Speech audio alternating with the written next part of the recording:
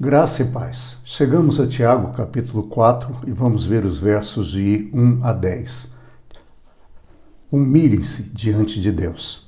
De onde vêm todas as guerras e conflitos que assolam o mundo? Vocês acham que acontecem sem razão? Raciocinem. As guerras acontecem porque vocês exigem. É tudo do meu jeito ou nada feito. E para terem o que querem, lutam com unhas e dentes. Vocês desejam e não têm, e são capazes de matar para consegui-lo. Invejam o que é dos outros e chegam a apelar para a violência. Sei que vocês nem têm coragem de pedir a Deus. É claro que não. Vocês sabem que estariam pedindo o que não devem. São como crianças mimadas, cada um querendo a coisa do seu jeito. Vocês estão tentando passar a perna em Deus. Se tudo o que querem é benefício próprio e enganar os outros, acabarão inimigos de Deus. E acham que Deus não liga, pois Ele mesmo diz: tenho muito ciúme de quem amo. A verdade é que o amor de Deus é simplesmente incomparável.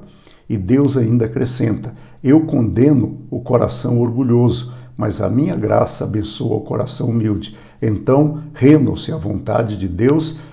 Ele quer trabalhar na vida de vocês. Digam não ao diabo, ele fugirá de imediato. Digam sim a Deus e ele atenderá na hora. Chega de enlamear. Em vez de viver no pecado, busquem a pureza de vida. Reconheçam, vocês já estão no fundo do poço. Podem começar a chorar. Não dá para brincar com coisa séria. Ajoelhem-se diante do Senhor. Só assim vocês poderão se reerguer. Mas isso só Deus é quem o fará. É interessante ver que Tiago coloca que a paz e a guerra, elas estão dentro de nós. Ou seja, nós é quem fazemos tanto a paz quanto a guerra. Essa paz e essa guerra, elas estão dentro de nós. Somos nós que fazemos isso. Somos nós que temos a guerra e a paz. Alguém já disse, que dentro de nós existem duas feras. E essas duas feras, elas vão sobreviver de acordo com aquilo que você alimentar. Se você alimentar a paz, você terá uma vida de paz. Mas se você alimentar a guerra, você terá uma vida de guerra. Por isso, a paz e a guerra estão dentro de cada um de nós. E Tiago também é muito recorrente quanto ao tema oração.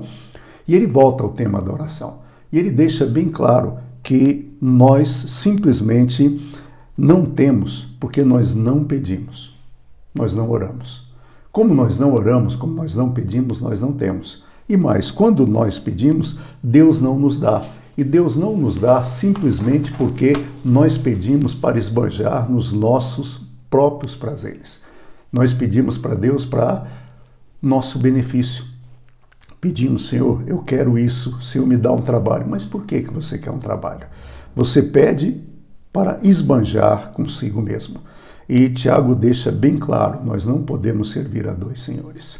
Ou seja, o amor a Deus deve colocar o sistema mundo no seu devido lugar. Ou o sistema mundo, o mundo, nos afasta de Deus. Tem um livretozinho chamado Os Primeiros Passos na Vida Cristã, e o autor dele tem uma frase, ele diz o seguinte: ou a Bíblia te afasta do pecado, ou o pecado te afasta da Bíblia. E assim é o sistema mundo. Quando nós nos encantamos pelo mundo, nós nos afastamos de Deus. E essa luta deve haver e vai existir dentro de nós. Agora, não se esqueça de uma coisa: o amor de Deus é incondicional. E para termos comunhão com Ele, precisamos amá-lo. James Smith, ele diz nos seus livros a seguinte frase: você é aquilo que você ama. Se você amar a Deus, você será uma pessoa de Deus. E aí, nos versos de 7 e 8, Tiago nos fala a respeito de como resistir ao diabo.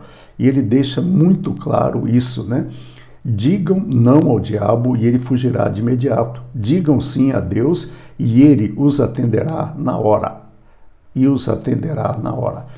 Para resistir ao diabo, é fundamental estarmos sujeitos a Deus. O diabo está aí. Pedro diz que o diabo, nosso adversário, anda em derredor procurando a quem devorar. E Pedro diz: sujeitem-se, portanto, a Deus, mas resistam ao diabo, ele fugirá de vocês. Essa sujeição a Deus é o que nos faz fortes diante do diabo. Algumas pessoas acham que para resistir ao diabo é ter um conjunto de frases que você declara. Não, nada disso. O segredo para fugir do diabo é estar sujeito a Deus. O diabo é um lobo, e o lobo ele tem um olfato muito intenso. Ele sente de longe o cheiro do pastor.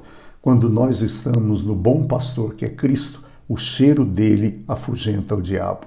E Tiago termina nos dizendo que nós devemos nos ajoelhar diante de Deus e encarar a vida e o mundo. Olha, se ajoelhe diante de Deus. Quem se ajoelha diante de Deus encara o mundo, encara a vida, encara os problemas, encara as dificuldades. Agora, quem não se ajoelha diante de Deus, quem não se humilha diante de Deus, ele vive ajoelhado diante da vida, dos problemas e das dificuldades. Levante-se diante do mundo, mas para isso ajoelhe-se diante de Deus. Que Deus nos abençoe e até amanhã.